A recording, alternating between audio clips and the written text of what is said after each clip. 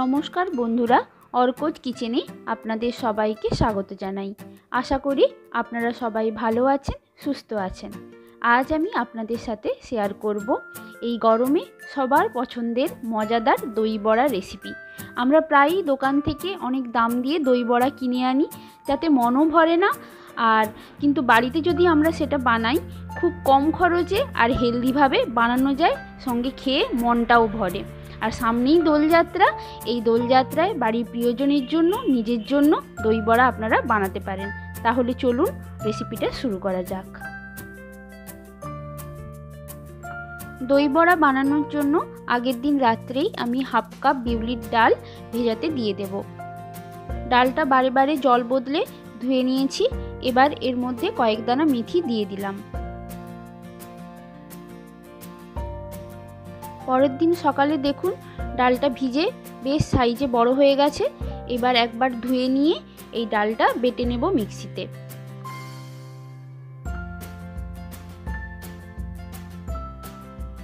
ডাল বেটে নিয়েছি, এবার এটা ফেটিয়ে নেব। ডালটা যত ভালো করে ফেটানো হবে তত বড়াগুলো স্পঞ্জি হবে। আর ডালটা ফেটাতে ফেটাতে দেখা যাবে কালারটাও বেশ সাদা হয়ে গেছে। দেখুন অল্প একটু ডাল নিয়ে আমি জলে ফেলে দেখছি ভেসে উঠছে কিনা। যদি ভেসে ওঠে তার মানে ফেটানো হয়ে গেছে। এর মধ্যে দিয়ে দেব স্বাদ মতো নুন আর গ্রেট করা আদা আর একটু কুচনো কাঁচা লঙ্কা। তারপর সেটা মিশিয়ে আবারও ভালো করে ফেটিয়ে নিলাম।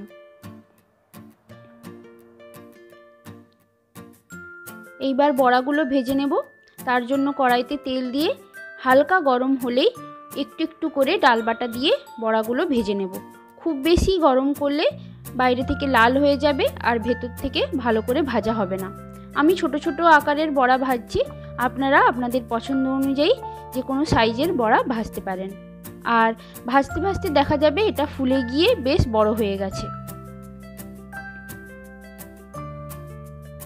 এপিট ওপিট উল্টে পাল্টে লাল করে ভেজে নিতে হবে।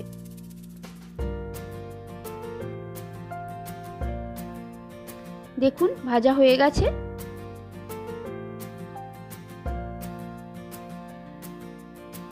এরপর আবারও বাকি ডাল বাটা দিয়ে বড়াগুলো ভেজে নেব। গ্যাসের ফ্লেমটা একদম কমিয়ে দিয়েছি। দেখুন সাইজে কিন্তু বেশ বড় হয়ে গেছে ফুলে গিয়ে।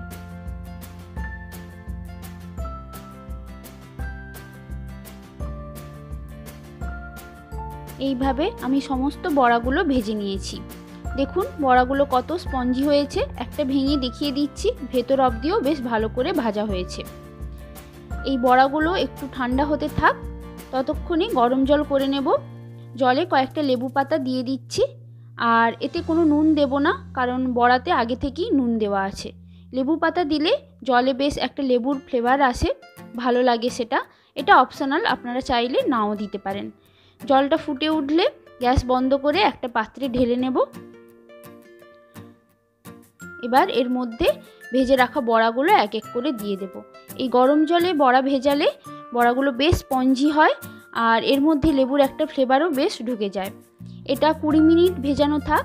ততক্ষণ একটা ভাজা মশলা করে নেব। 1 চা চামচ জিরে ভাজা করে নিলাম। তারপর 2টো শুকনো লঙ্কা দিলাম। সেটা হালকা ভাজা হয়ে এলে দিয়ে দেব 1 চা চামচের মতো গোটা ধনে। এইবার এই সব কিছু গুঁড়ো করে নেব। ততক্ষণ তেঁতুলটা জলে ভেজাতে দিয়ে দিলাম তেঁতুলের চাটনির জন্য। এবার দইটা রেডি করব। তার জন্য নিয়েছি 200 গ্রাম টক দই। এই দইয়ের মধ্যে দিলাম স্বাদ অনুযায়ী নুন, একটু বিট নুন আর 2 চা চামচ চিনি। এবার দেব ভাজা মশলার গুঁড়ো আর অল্প একটু গোলমরিচ গুঁড়ো। তারপর সব কিছু ভালো করে মিশিয়ে নিলাম। এবার এটা মিক্সিতে দিয়ে একবার ব্লেন্ড করে নেব, যাতে একটা স্মুথ দইয়ের মিক্সচার পাওয়া যায়। এবার একটা গ্রিন চাটনি করব। তার জন্য নিয়েছি 1 মুঠো ধনেপাতা, দিলাম 2টো কাঁচা লঙ্কা, একটু কুচনো আদা, 1 মুঠো পুদিনা পাতা। তাতে দেব স্বাদ অনুযায়ী নুন। নুন আর চিনিটা একটু কম করে দেবেন, পরে যাতে অ্যাডজাস্ট করা যায়। দেব চিনি আর বিট নুন, সঙ্গে দিলাম ঠান্ডা জল ফ্রিজের, যাতে সবুজ রঙটা বজায় থাকে। এরপর একটা বাটিতে ঢেলে নিয়ে এতে দিলাম লেবুর রস। নুন আর মিষ্টিটা এই সময় আরেকবার চেক করে নেবেন, লাগলে এই সময় অ্যাড করে দিতে পারেন। তেঁতুলটা ভিজে গেছে, এতে স্বাদ অনুযায়ী নুন আর চিনি দিয়ে তেঁতুলটা চটকে নেব। এবার দিচ্ছি এতে ভাজা মশলার গুঁড়ো। ব্যাস, এতে আর কিছুই দেব না, এইটাতেই টেস্টটা খুব সুন্দর আসে। দেখুন বড়াগুলো বেশ ফুলে গিয়ে সাইজে বড় হয়ে গেছে। এবার হালকা হাতে চেপে চেপে জলটা বের করে প্লেটে সাজিয়ে নেব। তারপর যে দইটা ফেটিয়ে নিয়েছিলাম ওটা ফ্রিজে রেখে দিয়েছিলাম ঠান্ডা হওয়ার জন্য। সেই দইটা এর মধ্যে বেশ অনেকটা পরিমাণ দিয়ে দেব, প্রত্যেকটা বড়ার ওপরে ওপরে। দেখবেন এই দইটা অ্যাবজর্ব করে বড়াগুলো আবার আগের মতো সাইজে বড় হয়ে যাচ্ছে। এবার দিয়ে দেব ওপর থেকে গ্রিন চাটনি আর তেঁতুলের চাটনিটা দিয়ে দিচ্ছি ওপর থেকে, লাল লঙ্কার গুঁড়ো, অল্প একটু ভাজা মশলার গুঁড়ো আর ঝুরি ভাজা, আর সাজানোর জন্য দিচ্ছি কয়েকটা বেদানা। এই সাজানোটা যে যার পছন্দ অনুযায়ী আর চাটনির পরিমাণটাও যে যার পছন্দ অনুযায়ী দিতে পারেন।